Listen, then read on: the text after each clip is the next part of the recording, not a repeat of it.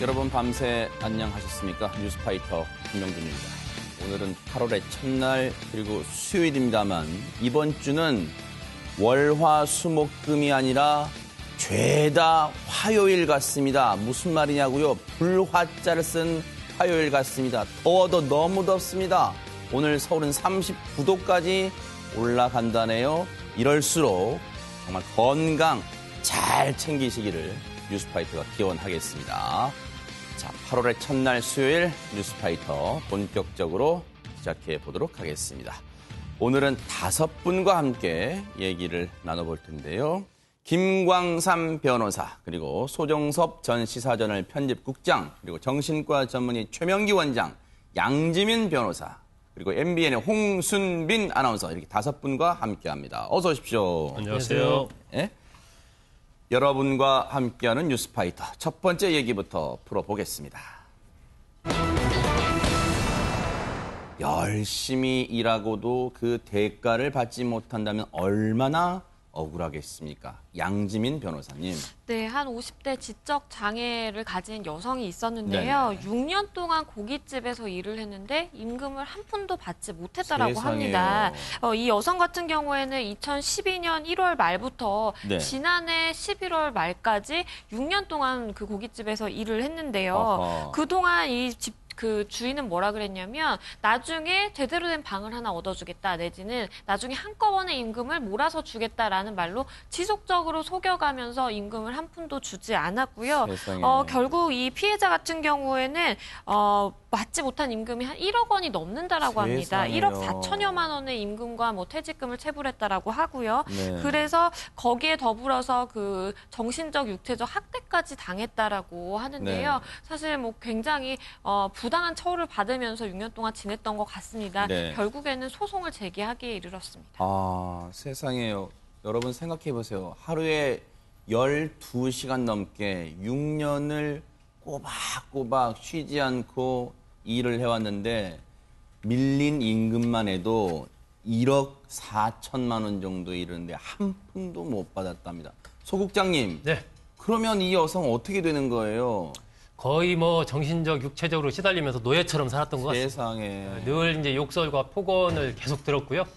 이 뭐 음식에 머리카락이 들어가면 안 된다. 그래가지고 항상 그 자기 생각과는 관계없이 머리를 항상 짧게 깎고 지내야 됐고. 머리 길을 자유도 없었던 거예요? 그렇죠. 세상에요. 그리고 뭐 난방 시설 없는 방에서 이렇게 지낸 적도 많았고. 그리고 지난해 9월부터 한 2달간은 그냥 식당에서 의자 붙여놓고 거기서 잤을 정도로 네. 자는 환경 자체도 굉장히 열악했고. 네. 보통 이제 아침을 우리가 뭐 오전 시간에 먹지 않습니까? 네. 아침을 오후에 한 2시에서 3시 사이 오전 손님이 지나간 이후에 그때서야 조금 네. 먹었고 또 그 이후 식사는 오전 1시니까 밤 12시 지나서 다 식당 영업이 끝나고 나서 네. 손님들이 퇴근한 이후에 그 아하. 손님들이 남겼던 어떤 음식이라든지 네. 뭐 이런 거 등등등 해가지고 그냥 소주랑 먹는 이게 이제 식사였던 세상에. 겁니다. 거의 뭐 현대판 노예처럼 살았다 뭐 이렇게 좀 말씀드릴 수가 있겠습니다. 식사를 제대로 안 주니까 보세요. 손님이 먹고 남긴 고기와 소주 이걸 아마 테이블을 치우면서 얼마나 배가 고팠을 겁니까? 그러니까 손님이 먹고 남긴 고기와 소주를 밥 삼아서 식사 삼아서 저렇게 해결을 했다는데 그럼 소국장님, 네. 이 여성이 그냥 자기 발로 무슨 이 도움을 요청하고 그런 겁니까? 아니면 이 지긋지긋한 생활을 본인도 끝내고 싶었을 거 아닙니까? 생각은 계속 갖고 있었는데 결행을 못했던 것 같은데 아하. 지난해 11월 29일 탈출을 했습니다. 탈출을 한 거예요? 예, 거의 뭐 이 손님들 분위기 못 맞춘다 막 이렇게 또 이제 욕설을 들으니까 네. 도저히 이제는 못 참겠다 아하. 해가지고 문을 열고 나온 게 아니고 창문을 통해서 밖으로 탈출했어요. 아, 그러면 홍순빈 아나운서. 네. 아마 식당 창문을 통해서 탈출을 했단 말은 이 철저하게 따져봐야겠지만 못 도망가게 어떻게 장치를 해놨을 수도 있다는 생각도 해보는데 일단 그러면 도망을 쳤고 탈출을 했는데 그럼 어디로 갔습니까, 이 여성은? 11월 29일 굉장히 추울 때 아닙니까? 아하. 그러니까 얼마나 급하게 탈출을 했는지 반바지와 반팔 차림에 이렇게 밖에서 벌벌 떨고 있었다고 합니다. 네. 이 모습을 한 시민이 목격을 하고 경찰에 신고를 하면서 아하. 지금 이 착취 사실까지 알려지게 된 겁니다. 그래서 이 정말 이 법에 도움을 이제 경찰에 신고하게 됐고 또 법의 도움을 받게 됐는데 대한법률구조공단의 문을 두드리게 됐어요. 도움을 주셨던 대한법률구조공단의 이기호 변호사의 얘기를 한번 들어보시고 이어가 보도록 하겠습니다. 그 식당에서 이제 일을 하다 보니까 그 손님들이 남기고 간 그 고기 그 뼈다귀 있잖아요. 뼈다귀에 남아있는 살점을 그러니까 식사를 제공하지 않으면서 나중에 그걸로 식사를 대체하라. 별다른 잠자리를 제공하지 않고 그 손님들이 앉는 그 의자를 맞대가지고 거기서 잠을 자라. 이렇게 한 경우도 있었거든요. 자녀도 아마 같이 있었던 걸로 저희가 지금 그 기록상으로 좀 나오거든요. 그래가지고 아마 자녀 문제 때문에 그러지 않았을까. 장애인 단체에 말씀하신 내용이 네. 그 남편에게 집중적으로 이렇게, 아니, 그러니까 그 폭행을, 가정폭력을 되게 많이 당하셔가지고, 네. 그거를 피하셔서 되게 나오셨대요. 그래서 그 이혼 재판도 같이 좀 도와드릴 가능성도 좀 있거든요. 그래서 그 충분히 이혼 사유는 해당할 것 같거든요.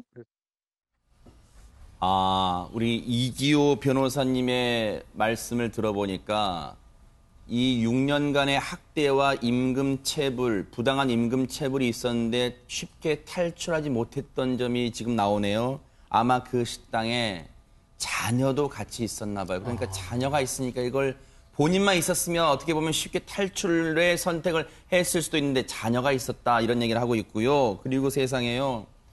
어렵게 사시는 분들한테 왜 이렇게 어려움이 끊이지 않습니까? 최명기 원장님, 남편의 가정폭력을 못 참아 탈출을 했는데 이 식당에서는 또 임금체불과 학대가 기다리고 있었습니다. 그러니까 한쪽에는 이제 폭력 가정이라는 지옥이 있었던 거고요. 아하. 한쪽에는 본인의 인권이 완전 무시되는 어떤 이 식당이라는 두 개의 지옥이 있었던 거예요. 그러니까 여기를 벗어나서 뭔가 좋은 곳을 향해 가야 되는 건데 네.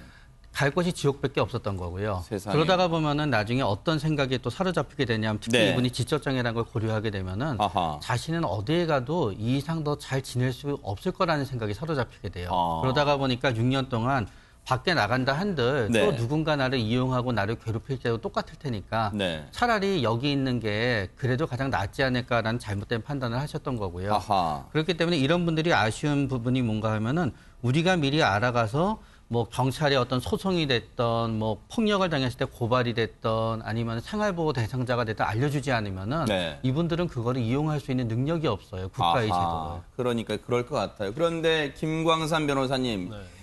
이 임금을 6년간 한 푼도 주지 않는 이 식당 주인, 이건 뭐 악덕 업주라는 표현 갖고는 진짜 부족한 것 같습니다. 비판이. 네, 일단 벌을 받아야겠죠. 네. 그런데 지금 상습 준사기 네. 그리고 장애인복지법 위반으로 일단 지난 5월에 구속이 됐습니다. 아하. 그런데 그냥 상습 준사기는 지금 정상이 아니잖아요. 네. 그래서 정상적인 걸 아닌 걸 이용해서 임금을 착취하고 아. 어떤 재산상 이익을 얻었기 때문에 네. 이제 상습 준사기죄 되는 거고요. 네. 그런데 구속은 됐는데 징역 1년 6월에 집행유예 3년으로 네. 결국 선고를 받고 풀려났어요. 아. 그 이유가 아마 합의서를 좀 제출한 것을 보입니다. 네. 그리고 일단 민사소송을 제기를 했었거든요. 네. 그래서 체불임금이 1억 한 3천 되는데 네.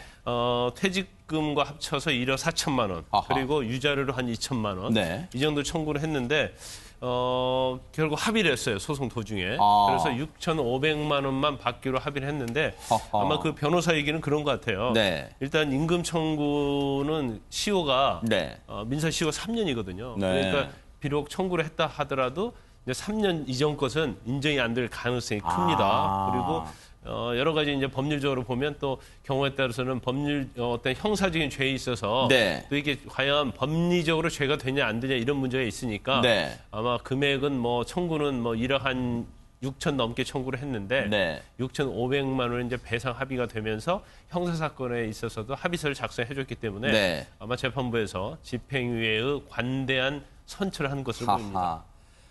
글쎄요, 양지민 변호사님, 그나마, 그래 6,500만 원이라도 받게 된 게 그나마 불행 중 다행이라고 생각할 수도 있겠습니다만 이 6년 동안 이 여성이 받아온 정신적 고통, 육체적 학대, 이거 생각하면 정말 다 받아내고 이거보다 더 많이 받아내고 시원찮을 것 같아요. 그런데 그나마 대한법률구조공단의 도움이 없었다면 아마 이분 지금도 피해를 당하고 있을 가능성이 커요. 맞습니다. 그러니까 이분 같은 경우에는 그래도 불행 중에 다행인 부분이 있는 거예요. 네. 왜냐하면 본인이 탈출을 함으로써 경찰에서 지적 장애가 있다는 걸 파악을 하게 되고 그래서 이제 장애인 관련 기관과 연결이 되면서 그러면서 결국에는 이제 대한법률구조공단에도 네. 연결이 될 수가 있었거든요. 아하. 그래서 대한법률구조공단 같은 경우에는 경제적으로 정말 어려움에 처해 있으신 분, 그러니까 법률적으로 구제를 받아야 함에도 불구하고 네.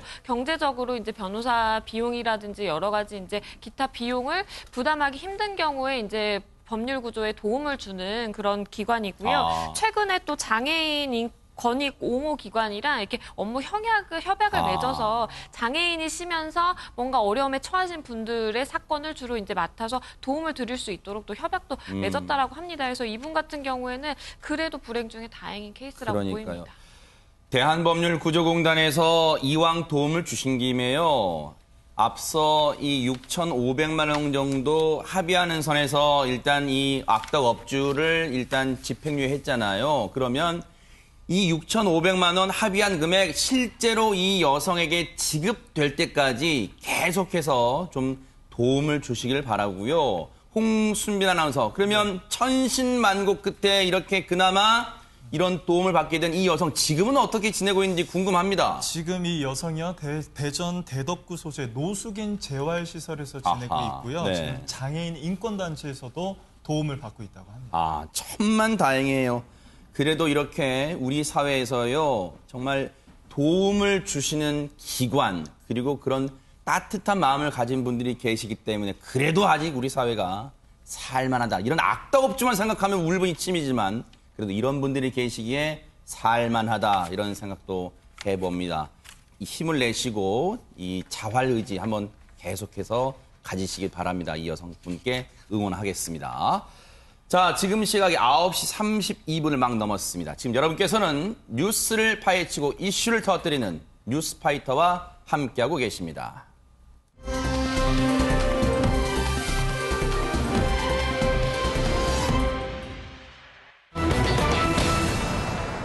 사람을 살리는 최전방 병원 응급실에서 의사들이 이런 일을 당하고 있습니다. 홍순빈 아나운서. 네, 어제 새벽 경북 구미시의 의료진은 고된 야간 근무를 넘기고 비교적 평온한 분위기에서 아침을 맞고 있었습니다. 네. 그런데 어디선가 탕 하는 소리가 들렸는데 아하. 어떤 일이 벌어진 건지 영상으로 한번 확인해 보도록 하겠습니다. 네.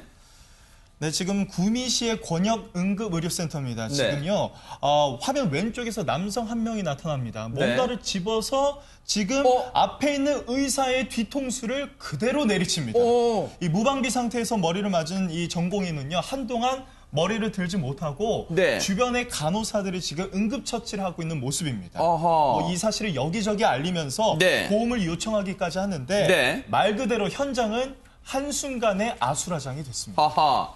지금 저렇게 다가와서 그냥 무슨 말을 하려고 하는 줄 알았는데 뒤통수를 저렇게 머리 부분을 응급실에서 열심히 환자를 살리는 그런 일을 하고 있던 응급실 전공의를 저렇게 머리를 가격을 했습니다. 그런데 대체 왜 저런 일이, 어떻게 저런 일이 일어난 겁니까? 홍수민 아나운서. 지금 왼쪽에서 다가온 남성이 네. 그러니까 이 환자였습니다. 아하. 이날 이 대학 선배와 술을 마시다가 네. 머리를 다쳐서 병원을 찾은 거였는데 네. 담당 의사가 잠시 이 자리를 비운 사이 네. 그 의사를 따라가서 어떤 쇠로 된 물건으로 그 의사의 머리를 내려쳤던 겁니다. 절대 물건으로요? 그렇습니다. 하하. 지금 이 전공의는 그러면 이 의사는 어떻게 됐습니까? 지금 어떤 상태입니까? 이 의사가 머리 정수리 부분을 맞았는데 좀 위험한 부분을 맞았습니다. 정수리면 급소 부분이잖아요, 지금. 그렇습니다. 동맥이 지나는 아하. 부분이었던 거죠. 현재 지금 전치 3주의 상해를 당해서 네. 뭐 정신적으로 육체적으로 치료를 받고 있는 상태라고 합니다. 지금 저희가 당시 상황이 찍힌 사진을 저희가 방송 전에 봤습니다만 차마 시청자 여러분께는 보여드리지 못할 정도로 혈흔이 그 병원 응급실에 낭자했습니다. 지금 최명기 원장님, 정말 불의의 공격을 당했어요. 정말 무방비 상태로 공격을 당했습니다. 지금 저 의사는요, 네.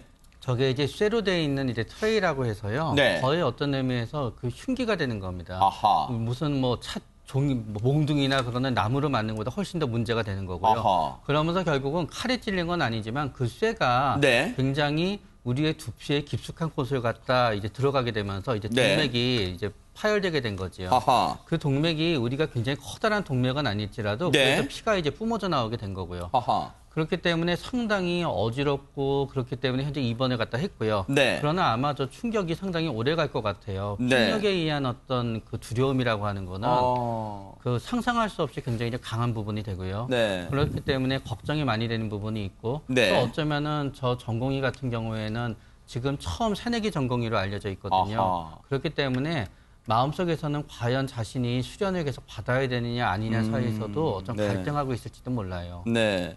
지금 응급처치를 받고 있는 그 피해 전공의의 모습도 잠시 전에 보여드렸습니다만, 그런데 더 기가 막힌 거는요, 홍수민 아나운서. 네. 저 전공의를, 저 의사를 가격한 이 남성, 또 다른 사람들을 피해를 입히려고 했다, 이런 얘기가 있어요, 지금. 이 남성이 아까 저기 지금 화면에서 네. 빠져나가지 않았습니까? 아하. 빠져나가서도 다른 사람을 공격을 하려고 했었습니다. 하하. 그런데 그 사이에 이제 경찰 신고가 이루어졌기 때문에 네. 2차 피해, 그 다른 피해는 다행히도 막을 수 있었다고 합니다. 네.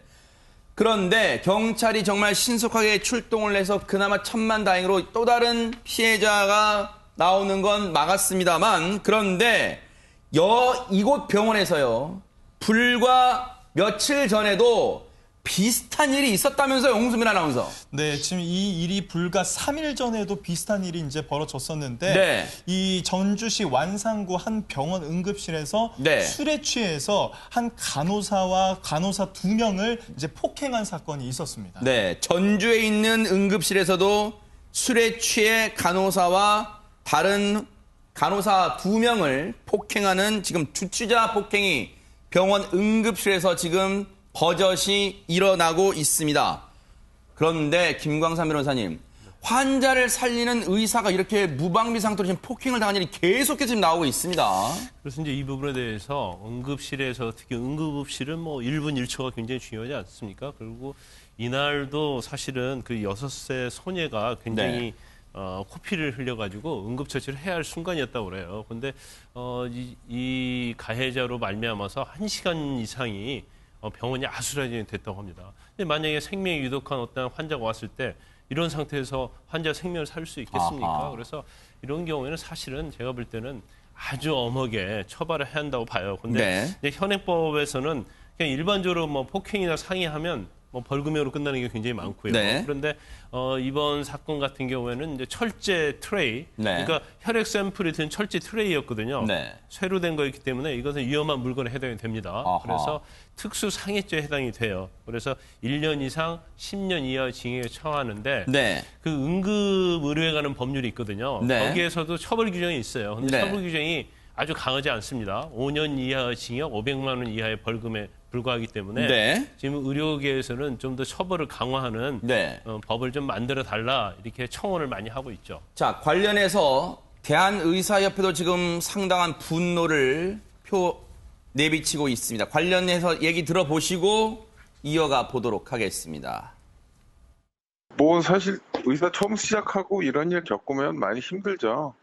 대한민국에서 응급실을 돌았을 때 의사라면 그거는 크고 작고의 문제이지 그런 트라우마를 안 받은 사람은 저는 단연코 없다고 생각을 해요. 거의 술을 먹었다는 거죠.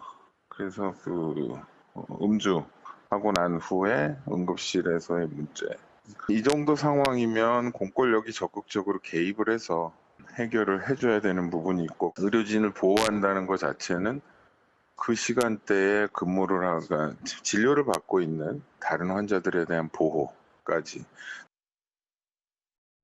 소 국장님, 네, 지금 대한의사협회 차원에서도 지금 상당히 지금 분노를 좀 느끼고 있어요. 그렇습니다. 이게 지난해 이제 국회에 제출된 자료를 보면 네. 2016년 기준으로 응급실 내에서 폭설, 폭행 네. 이런 거 사고가 보고된 게 893건입니다. 월 평균 74건 정도 네. 이렇게 좀 일어나는 걸로 보고가 되고 있고 그 중에 네. 중요한 건 이겁니다. 그 중에 3분의 2, 한 68% 정도가 네. 술에 취한 사람들에 의해서 일어난다는 겁니다. 네. 올해 6월까지만 해도 벌써 582건이 응급실에서 저런 폭행 사건이나 폭언, 욕설 등등의 네. 사건이 있었는데 네. 이 마찬가지거든요. 68% 정도거든요. 네. 그렇기 때문에 앞으로는 이 주치자 부분에 대한 어떤 법적인 처벌 네. 이런 형법 개정을 해서라도 네. 좀 가중 처벌을 하는 쪽으로 이게 좀 법의 어떤 변화가 좀 필요하지 않나 네. 생각됩니다.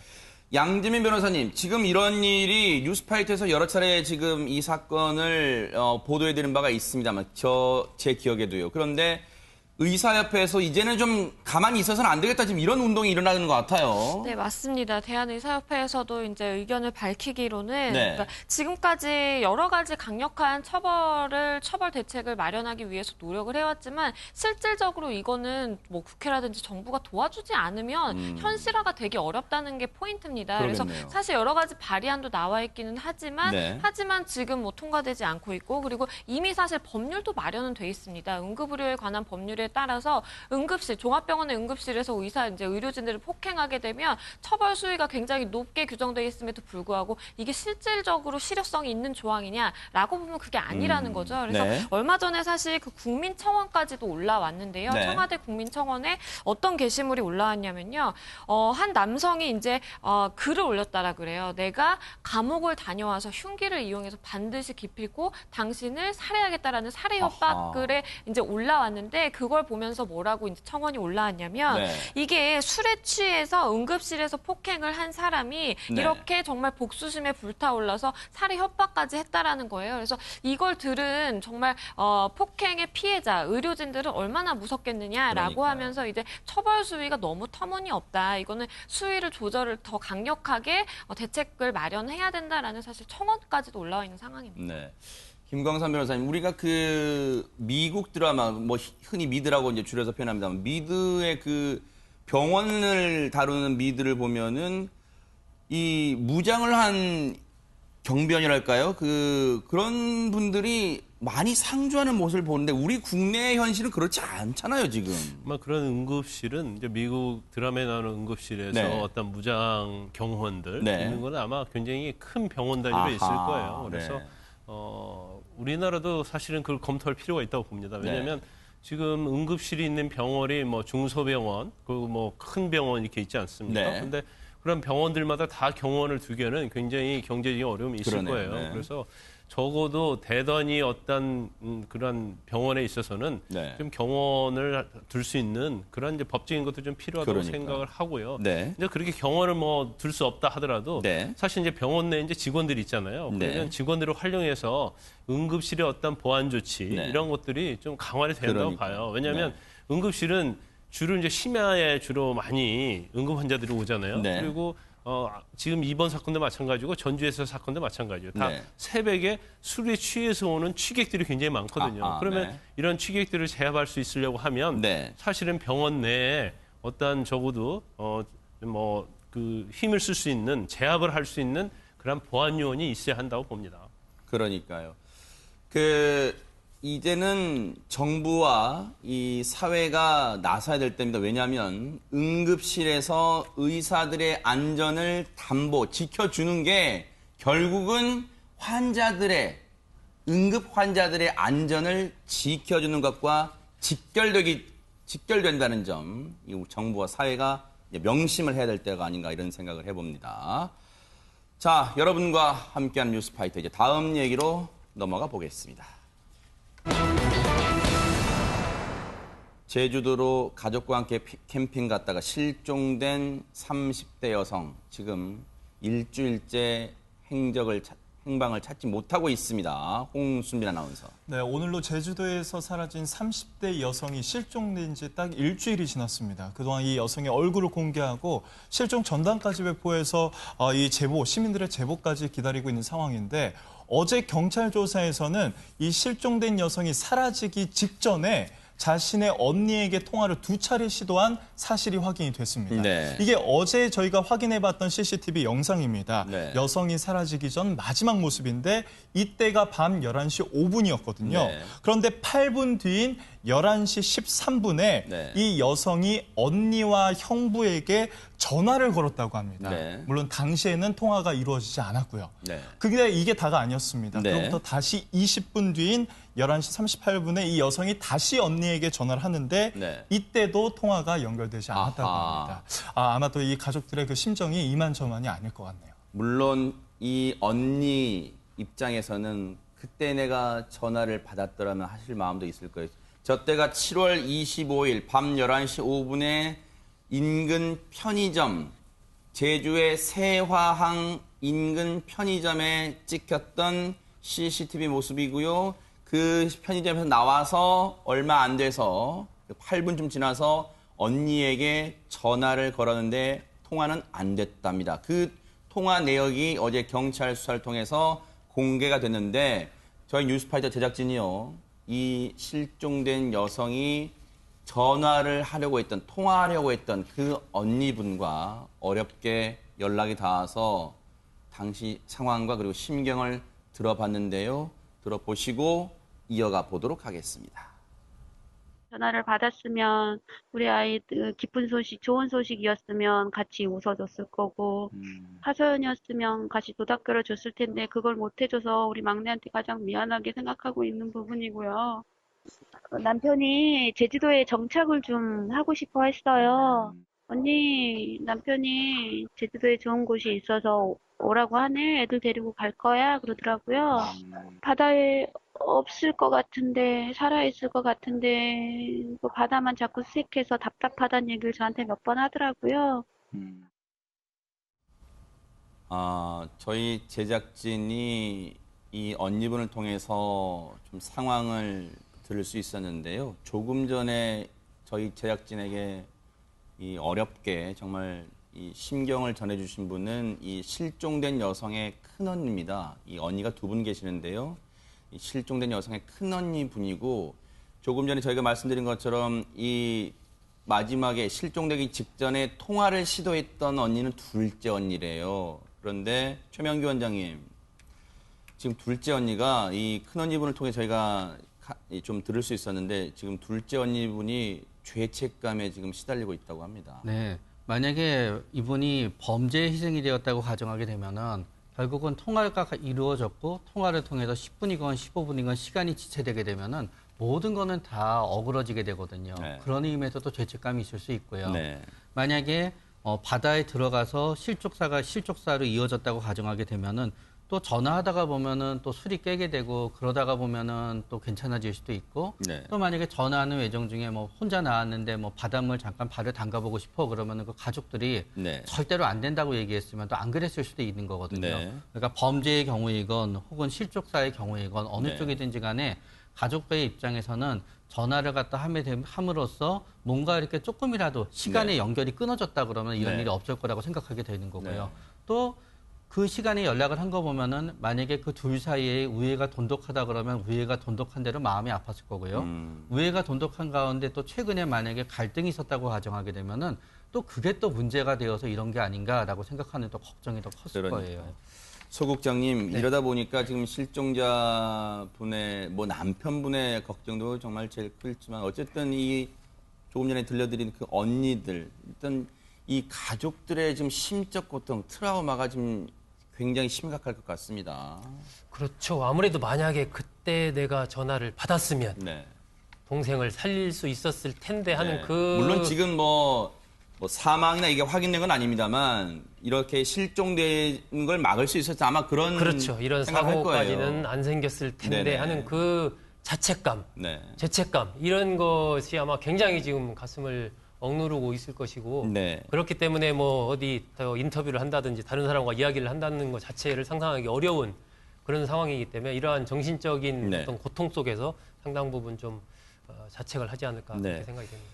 저희 뉴스파이터도요, 하루빨리 이 여성을 찾고자 하는 간절한 마음입니다. 그래서 지금부터는 지금 경찰의 수사 방향과 함께 저희가 이 지금 의문점, 이번 실종 사건의 의문점을 한번 짚어보도록 하겠습니다.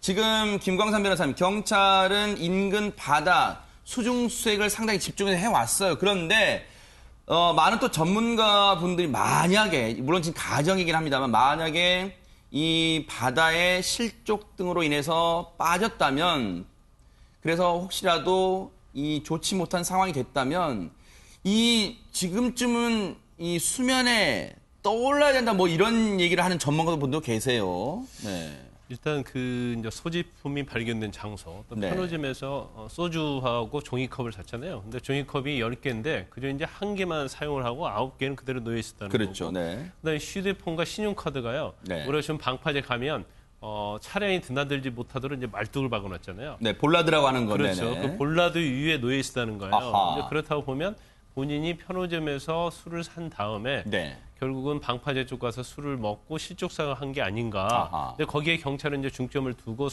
지금 수색을 하고 있어요. 네. 근데 처음 수색할 때는 방파제 근처에 이제 공사 현장에 있어서 네. 그 흙탕물이 내려오니까 그 눈을 볼 수 있는 것이 20cm밖에 안 된다는 거예요. 아. 그래서 찾지 못했다고 했는데 네. 지금 시간이 지금 엿새 7일째 이렇게 되고 있잖아요. 그러니까요. 그런데 일반적으로 뭐 실족사를 했던 아니면 물에 익사를 한 경우에는 네. 이제 장기가 부패를 하거든요. 그럼 부패를 하면 이제 가스가 발생해요. 네. 가스가 발생하면 대부분의 바다나 일반 물에 빠진 어떤 사체는 부양을 하게 돼 있습니다. 그래서 쉽게 발견할 수 있거든요. 아하. 그런데 그거 발견되지 않은 점 등 여러 가지 비춰보면 네. 이거 반드시 실족사라고 확정을 해놓고 수색하는 건 문제가 있지 않느냐. 아. 물론 슬리퍼가 하나는 뭐 육지에 있고 하나는 바다에 있었다고 그래요. 네. 그래서 이걸 무조건 수색을 한정할 게 아니고 아. 또 육지에서도 실종될 가능성이 있다. 네. 또 다른 범죄와 연관성이 있다는 것까지 네.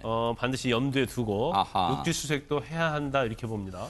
지금 김광삼 변호사님의 그 지적처럼, 날카로운 지적처럼, 그래서 경찰은 육지 수색을 어제부터 한 것으로 지금 전해지고 있어요. 관련해서 경찰 얘기 들어보시고 이어가 보도록 하겠습니다.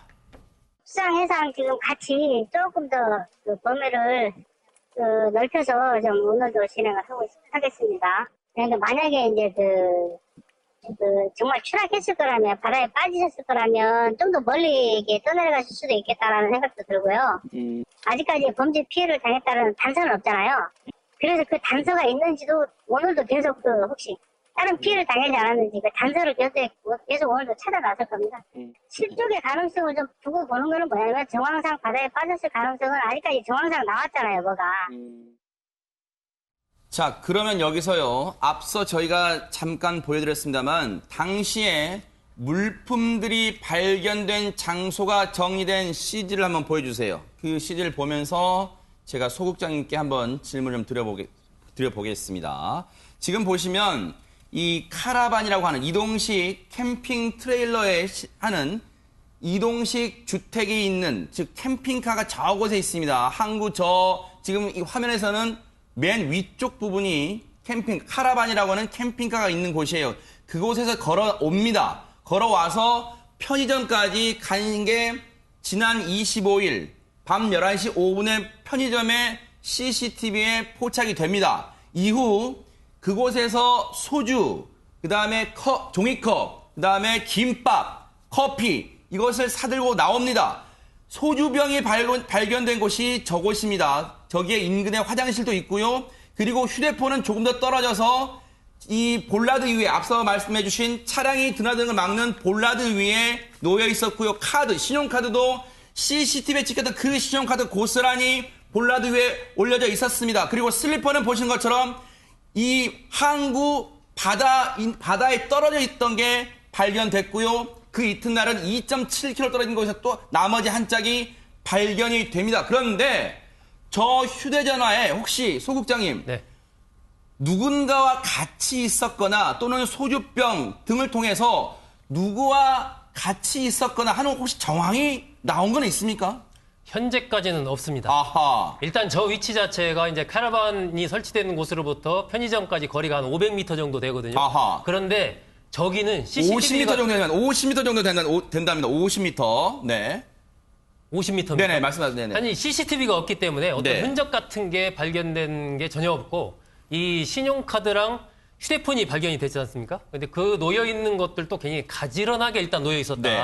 그러니까 누군가와 같이 있었거나 네. 뭐 급작스러운 어떤 상황이라면 이 휴대폰이 좀 떨어져 있건지 아니면 네. 좀 흐트러져 있어야 되는데 아하. 반듯하게 놓여져 있었고 거기에서 어떤 다른 사람의 지문 같은 것이 발견된 바는 없다. 네. 이렇게 지금 얘기를 하고 있거든요. 네. 그리고 거기에서 이제 아까 이 여성이 편의점에서 산 것이 김밥, 커피, 그리고 컵, 소주 뭐 이런 건데 그런 부분들에 대해서 컵은 하나만 빠지고 9개가 그대로 있었고 네. 소주병도 있었는데 소주병에는 소주가 거의 비워져 있는 상태에서 아하. 이제 그 다음날 26일 새벽에 이 청소하는 분이 이제 발견을 하는 것이거든요. 아하. 그래서 김밥이라든지 커피, 기타 등등 이런 것은 이게 누가 여기다 쓰레기 버린 거구나 생각해서 이분이 이제 치운 거예요. 네. 그리고 나서 공개 수사로 전환하고 나서 경찰에 이제 그런 사실을 알린 건데 네. 현재 상황으로 봤을 때는 제3의 어떤 인물이 같이 있었다거나 네. 뭐 어떤 몸싸움을 했다거나 기타 네. 등등의 그런 부분을 좀 유추할 수 있는 흔적은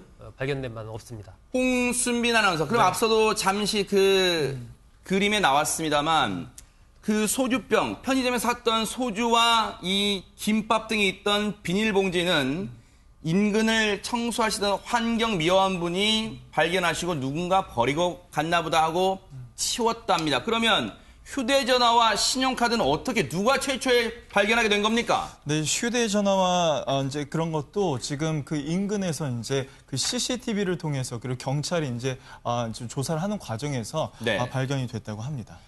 이 신용카드와 휴대전화는요, 이 어선, 고기잡이 등을 하고 들어온, 새벽에 들어오던 어선의 이 선장이 처음에 새벽에 들어오다가 휴대전화와 신용카드를 발견하고 일단 집으로 가져간 다음에 나중에 이 사건이 이제 이 언론이 보도되니까 경찰에 신고하면서 이 휴대전화와 신용카드는 이 공개가 된 거예요. 그런데 앞서 동선을 보세요. 동선을 보시면 추정입니다만 김광산 변호사님 추정입니다만 이 여성이 지난 25일 날 지난달 7월 25일 날 밤 11시 5분에 편의점에서 샀던 물건들 보세요. 앞서 이 그림 말고 처음에 했던 그 그림 보여주세요. 보면 소주병이 발견된 위치 그리고 휴대전화와 카드가 발견된 위치 추정입니다만 편의점에서 물건을 산 다음에 다시 캠핑카가 있는 곳으로 돌아가는 길에 소주를 마시고 그리고 뭔가 휴대전화와 신용카드를 볼라드 위에 즉 차량 진입 방지용 말뚝 위에 올려놨다. 시간 순으로는 그랬을 가능성이 있다고 추정을 해볼 수 있을 것 같습니다. 11시 5분에 편의점에서 물품을 샀단 말이에요. 네. 그런데 11시 13분, 그러니까 8분 후에 언니와 형부한테 전화했잖아요. 근데 그로부터 또 한 30분 정도? 5분 후에 네. 또 언니한테 전화를 했어요. 네. 그러면 이 시간이 굉장히 많잖아요. 네. 그러면 본인이 제가 볼 때는 저 휴대폰이나 저 신용카드를 볼라드 위에 그 근처에서 통화를 했을 가능성이 크다고 봅니다. 왜냐하면 지금 편의점서부터 이동하는 데까지 뭐 30분 이상이잖아요. 그러면 저 어떤 형식으로든지 걸어가지 않고 네. 거기서 통화했을 가능성이 크다고 봐요. 아하. 그런데 사실 편의점과 이제 캠핑카 사이에 쭉 보면 제3자가 개입할 수 있는 가능성도 좀 있고요. 네. 아니면 저기에서 휴대전화를 마지막 언니하고 통화를 걸었는데 통화가 되지 않았잖아요. 네. 그럼 그 상태에서 지금 뭐 그 나온 것만으로 보면 일단 소주를 좀 마시지 않았나 종이컵 네. 하나를 사용해서 네. 그래서 제3자가 개입하지 않았다고 한다면 이제 저 시간대 또 사람들이 왔다 갔다 할 가능성이 없거든요. 네. 그렇기 때문에 뭐 지금 경찰에서는 거의 뭐 실족사로 단정을 하고 네. 수사를 하고 있지 않는가 싶습니다. 물론 여러 가지 가능성을 열어놓고 또 경찰은 수사를 계속하고 있습니다. 실종 관련 이 실종 여성을 찾기 위해서 경찰도 백방으로 지금 노력을 하고 있어요. 그리고 앞서 하나 다시 정정을 해드릴게요. 앞서 우리 소 국장님이 말씀하셨던 캠핑카에서 편의점까지의 거리는 500m가 맞습니다. 제가 실수를 했고요. 다시 500m로 거리를 정정하겠습니다. 그 500m의 거리 동선에 앞서 편의점에서 물건을 산 다음에 돌아가는 길이 아니었나라고 일단 추정을 해볼 수 있어요. 그런데 앞서 말씀드렸죠. 최초의 언니와 둘째 언니와 형부에게 통화를 시도했던 게 11시 13분입니다. 그러니까 편의점에서 물건을 사고 나와서 불과 한 5, 6분 만에 통화를 시도했지만 받지 않았어요. 그리고 다시 재차 통화를 한 게 11시 한 반쯤인가요? 38분. 11시 38분쯤. 그러니까 그로부터 또 한 20분쯤 지나서 통화를 했는데 물론 추정입니다만 혼자서 뭔가 편의점에서 산 소주를 마시면서 기다리면서 전화를 계속 다시 한번 언니한테 해볼까라는 생각 등을 하면서 저 포구 쪽에 기다렸을 수도 있다는 생각을 해봅니다만 아직까지 단정은 할 수 없는 상황입니다. 이런 가운데 양지민 변호사님. 지금 경찰은 탐문 수사도 병행을 하고 있잖아요. 그럼 주변에 뭔가 목격자 이런 사람이 있는가를 계속해서 탐문 수사도 할 텐데 지금 이런 가운데 지금 이 가족이 지난달 10일부터 그러니까 캠핑을 온 지 되게 오래됐단 말이에요. 그러면 뭔가 주변 사람들의 눈에 띄긴 했을 텐데 혹시 그런 진술은 안 나옵니까 지금? 이게 사실은 조금 조심스러운 부분이기는 한데요. 그러니까 주변에 물어보고 그러니까 그 실종 여성의 이제 아버지 입장에서는 네. 그 주변에서 그랬다라는 거예요. 이 부부가 다투는 소리를 들었다라고 주민들이 얘기를 한다. 아하. 그래서 이제 사위에게 물어봤더니 사위는 그런 적이 없다라는 얘기를 했다라고 이제 그 지금 보도가 나오고 있거든요. 네. 그래서 사실 어제까지만 하더라도 이렇게 주변에서 조금 뭐 부부간의 갈등이 있어서 이 여성이 뭔가 갈등이 있었다라고 하면 심리 상태를 사실 예측을 해볼 수가 있잖아요. 네. 그래서 혹시 뭐 갈등이 있었나 불화가 있었던 건 아닌가라는 주변에 이제 그 궁금증들이 많았는데 네. 사실 어제까지만 하더라도 지금 이 남편이 굉장히 정신적으로 피해를 입은 상황이고 네. 그런 말을 쉽게 하는 것이 참 조심스럽다라는 그렇죠. 네. 정도까지만 얘기가 나왔었는데 또 오늘 보니까 한 언론에서 이제 보도가 나왔더라고요. 네. 그러니까 실종 여성의 아버지께서 밝힌 그 입장이기 때문에 뭐 다소 뭐 주관적일 수도 있고 아니면 네. 더 사실은 뭐 수소문하고 다니셨을 걸 고려를 한다면 더 객관적인 얘기 양측의 측면이 다 있겠지만 어쨌든 실종 여성의 아버지 입장에서는 혹시 내 딸과 사위가 다퉜고 그것 때문에 내 딸이 뭔가 심리적으로 되게 불안한 상황이라든지 네. 뭔가 낙담한 상황은 아니었을까라는 네. 조심스러운 그런 예측도 하시고 계신 것 같습니다. 물론 양지민 변호사님이 정말 조심스럽게 설명을 해주신 대로 바로 그 상황입니다. 지금 경찰이 단정한 건 아니에요. 그런데 지금 이렇게 탐문하는 과정 그리고 이 실종 여성의 아버지도 지금 애가 타니까 지금 제주 현장에 내려가 계세요. 그래서 지금 여기저기 알아보시는 과정에서 이런 말을 누가 하더라. 그래서 사위한테 물어봤는데 사위는 그런 적이 없다더라라고 말을 한 게 그게 지금 언론에 지금 보도가 됐는데 관련해서 그래서 저희 제작진이 경찰에게 이 부분 관련해서 답을 한번 들어볼 수 있었습니다. 한번 들어보시고 이어가 보도록 하겠습니다.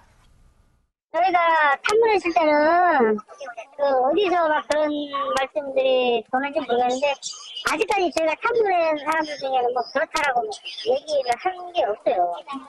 부부 사이가 어떤지 탐문하고 있는데 막 싸웠다 어쨌다 그렇게 아직까지 얘기하시는 분들은 못 봤어요. 주차도 하고 카라반도 세우고 하니까 먹는 데이 좀 불편하니까 치워줬으면 좋겠다. 뭐 이런 정도 의견 충돌은 좀 있었던 것으로 보여요.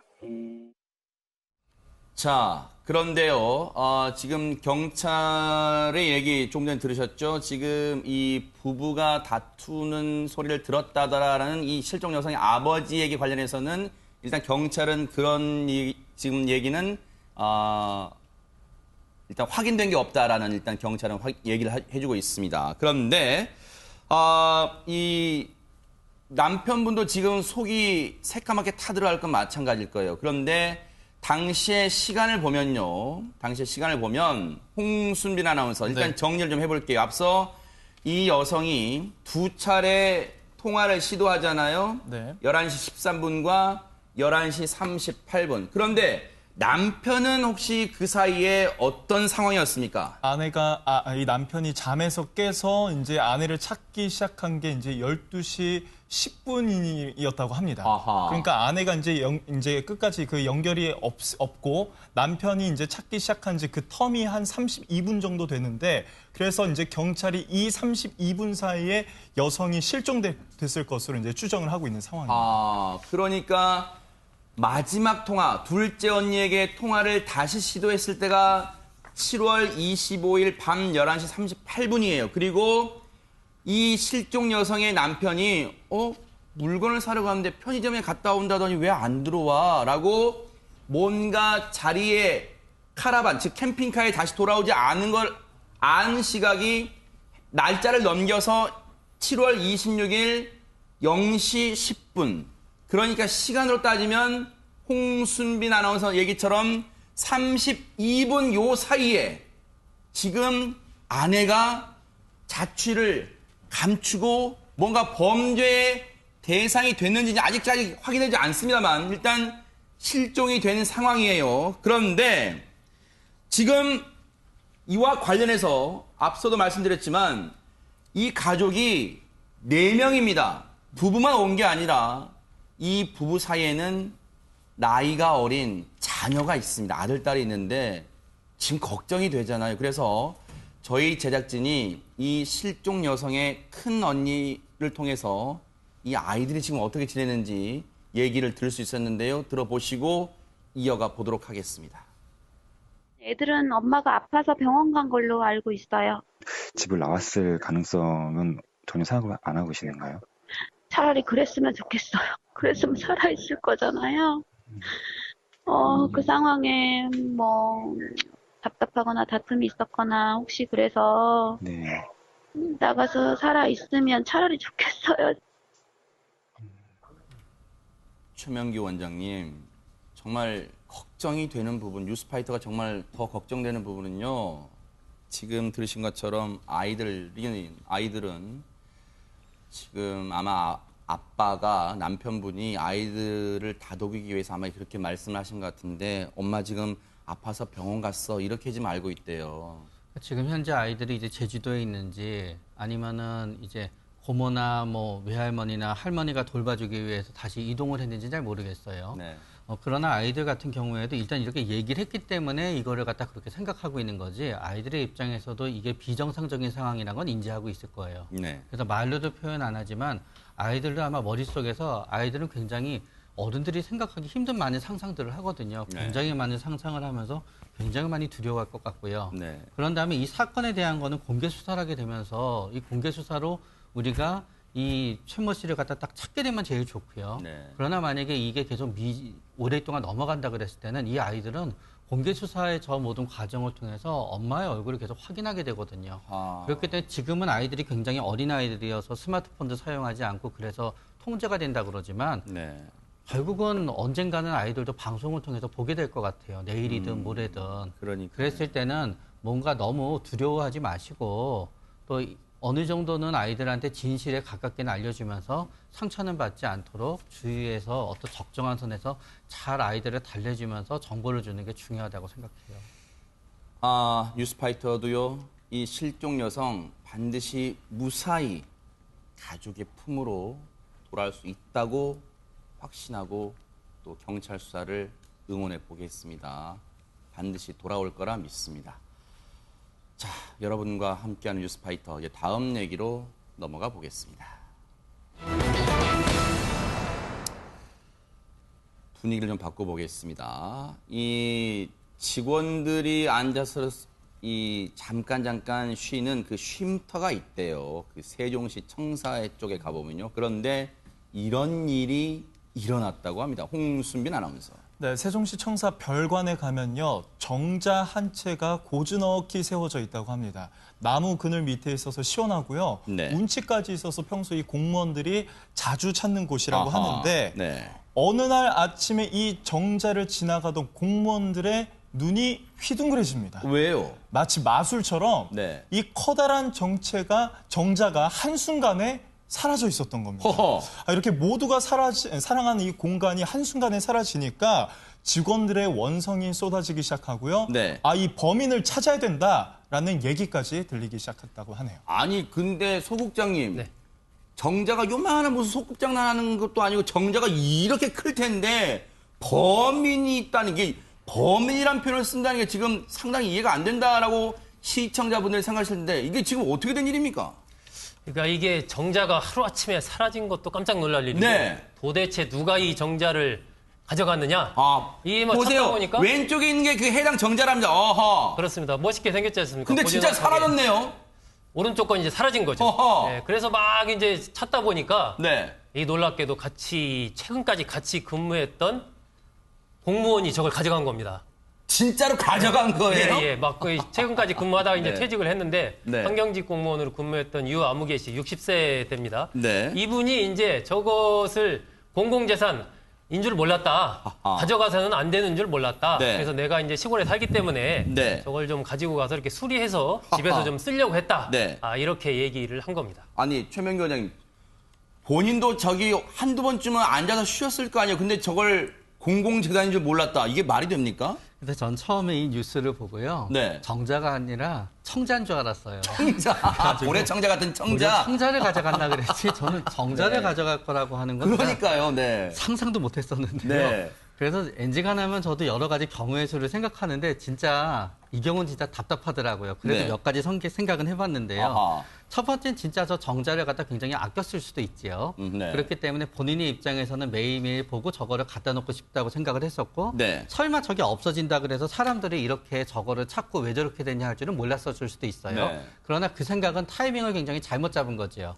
만약에 겨울이나 그때는 네. 모르겠지만 여름에는 매일 산책을 하다 찾게 되는 거거든요. 그러겠죠. 네. 두 번째는 저 정자가 어차피 저분의 입장에서는 낡아질 거고 곧 있으면 망가질 거다라고 생각해서 저 자리에 놓게 되면 어차피 못 쓰게 되니까 내가 네. 집에 가서 수리를 갖다 하겠다 네. 해서 내가 써야지라고 생각했을 수도 있고요. 네. 세 번째는 일단 본인이 조경을 굉장히 좋아한다고 가정하게 되면 저 정자가 오히려 저기 있음으로 인해서 정원을 해친다라고 본인이 생각했을 가능성도 있고요.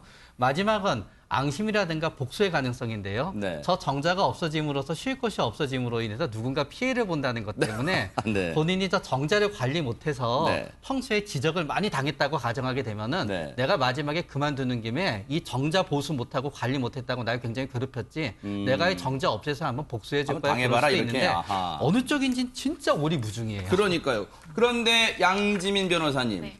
앞서 정자를 저희가 보여드렸습니다만은 크기도 커요. 그런데 무슨 헐크도 아니고 이걸 번쩍 들 수는 없을 거 아닙니까? 어떻게 저걸 가져간 거예요, 그러면? 그렇습니다. 이 공무원이 어떻게 옮겼냐면요. 중장비까지 동원을 해서 본인의 집으로 옮겼습니다. 그래서 네. 사실 중장비가 오려면 사람들의 이목을 끌 수밖에 없잖아요. 그러니까요. 그렇기 때문에 주말 오후에 사람들이 없는 시간대를 틈타서 중장비를 동원을 해서 정자를 네. 본인 집까지 옮겼는데요. 그 네. 정자 위치와 본인 집이 한 15분 거리라고 합니다. 네. 그래서 그나마 집이 가까웠기 때문에 좀 간편하게 옮길 네. 수 있지 않았나 싶습니다. 참 웃음밖에 안 나옵니다. 근데 김광선 변호사님, 중장비를 동원했다? 중장비를 그냥 이 돈을 지불하고 중장비 기사를 동원했는지 모르겠습니다만 어쨌든 이게 혼자서 이런 범행을 할 수가 있을까요?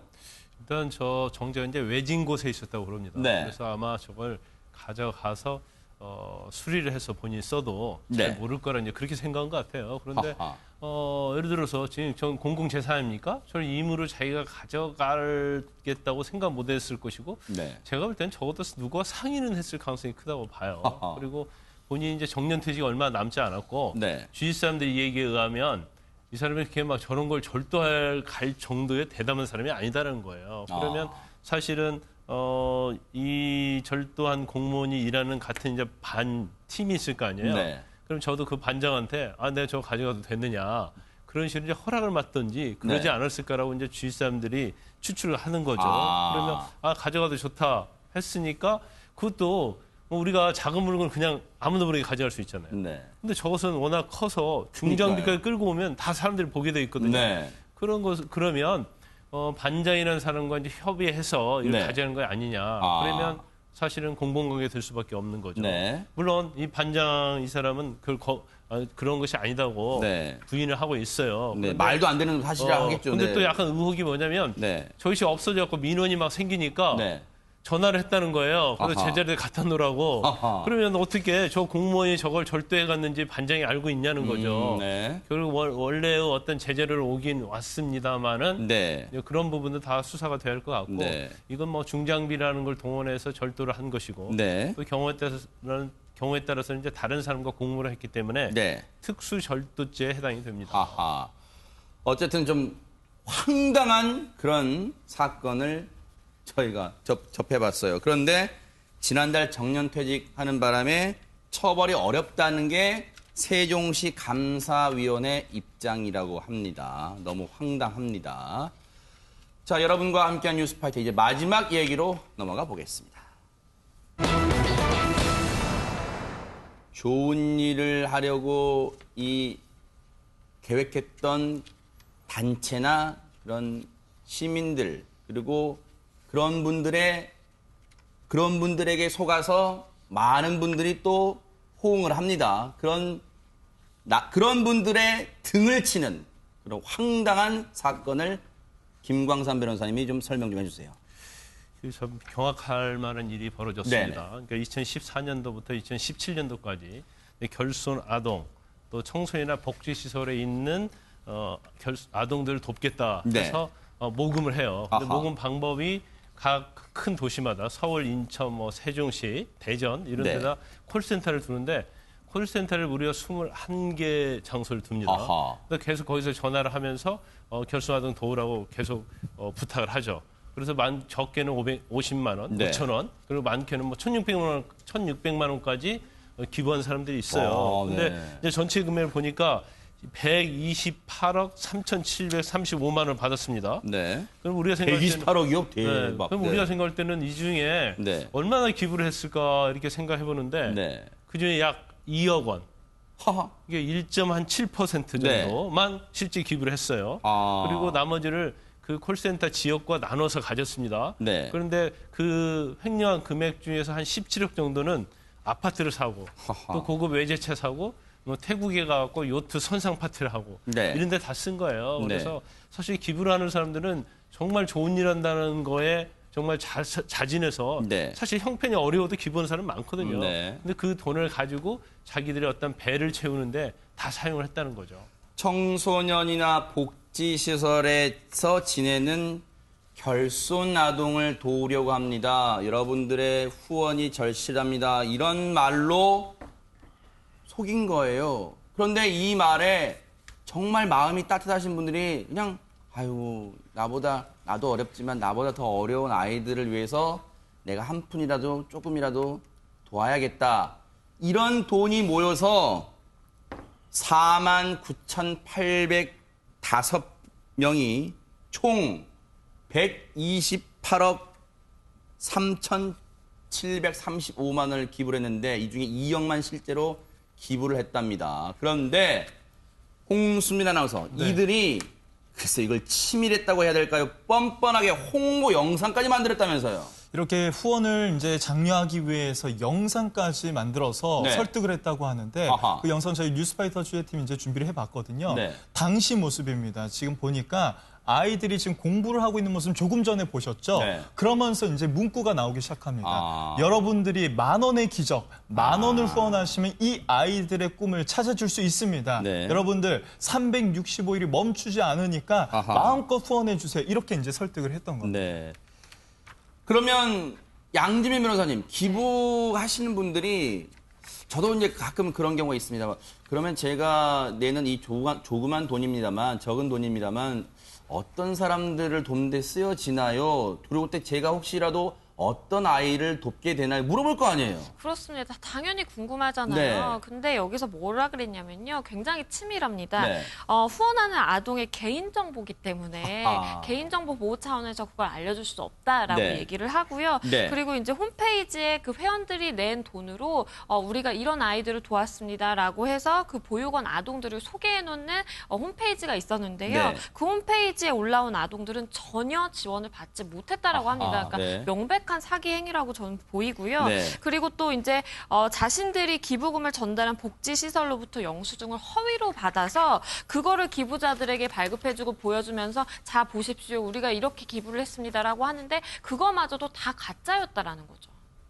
이 사람들이요, 이 돈은 128억 정도 기부금을 받아가지고 실제 한 2억 정도만 썼다 그랬잖아요. 기부했다 그랬잖아요. 나머지 갖고 뭐 한 줄 아세요? 앞서 서울 소재 아파트 사고, 고급 외제차 사고, 태국에서는요, 요트에서 선상 파티까지 즐겼다는데 바로 이 모습입니다. 소 국장님. 네. 저러고 그냥 남의 돈으로 펑펑 쓰면서 호화 생활을 누린 거예요, 지금.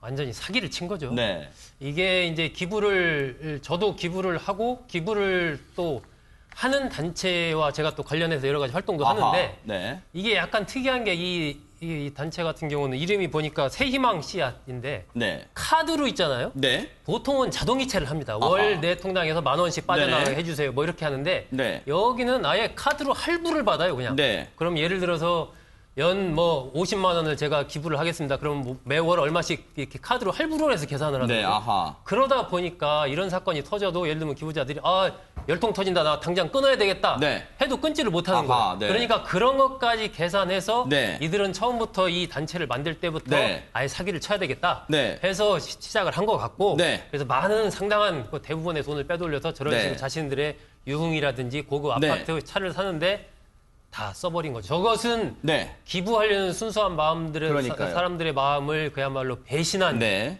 행위이기 때문에 정말 중형이 좀 내려져야 됩니다. 김광산 변호사님, 이들에게 법원은 어떤 판단을 내렸습니까? 일단 죄명은 업무상 횡령, 상습 네. 사기, 기부금 모집에 관한 법률 위반, 네. 정보통신망법 위반에 해당이 됩니다. 그래서 네. 이 50대 회장에게는 징역 8년을 네. 선고했고요. 아하. 그다음에 30대 대표에게는 네. 징역 2년을 선고를 했습니다. 아하. 정말 남의 등 쳐먹고 사는 사람들 얘기 전해드렸습니다. 자, 그리고 어제요, 경북 경산의 한 유치원의 이 급식 실태 저희가 전해드린 과정에서 어린이집이라고 잘못 발언이 나갔는데요. 저희가 죄송하다는 말씀을 전해드리겠습니다. 유치원이었습니다. 뉴스파이터 여기서 마치겠습니다. 함께해 주신 여러분 고맙습니다.